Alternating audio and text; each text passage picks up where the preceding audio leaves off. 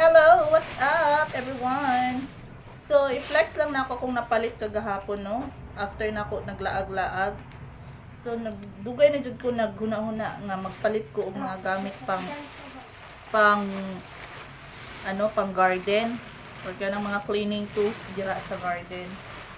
Anya kay nakahuna-huna jud ko kagahapon. So, nag-decide jud ko nga magpalit jud ko. Kay syempre, ako mga estudyante, maulaw na sila magdala og mga sanggot or guna nya ang among area kay sige ra katubuan og mga sagbot nya kay alangan man og ato pang i-confirm ang mga parents para magsigi og pintakasi.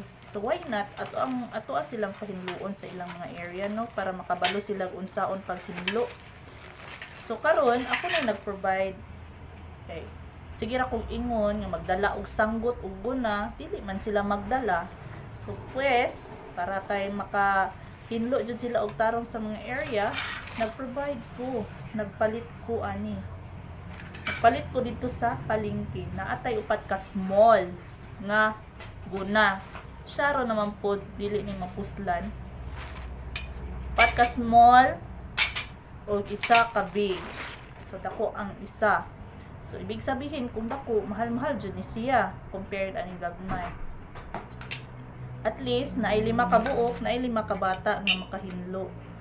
Ang uban, magtabang-tabang na lang ibot-ibot, o magsilig-silig para naputay agi kada limpyo. So, dapat, ang makagunit ani, or makahiram ani, dili dyan nilabiyaan sa mga area, kay para dili mawala. Kaya kung mawala, makailis sila eh. So, mao lang to. Ug unta, mapuslan ni during cleaning time. Sa to ang mga area. Diba mga bata? Ay, napaday ka isa. Everyone, napaday ko isa. So, kay murag kuan man, feel man ako nga lami magkaon-kaon ug maudtog ka ng mga mga bagong luto, mga sinabawan. Nindot kayo magluto sa school.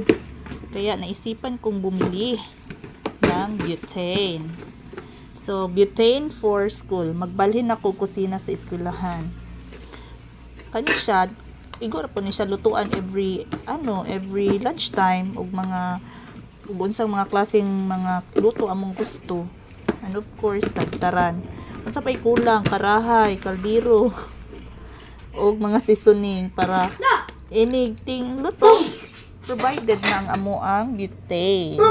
Diba? Pundar-pundar pag may time.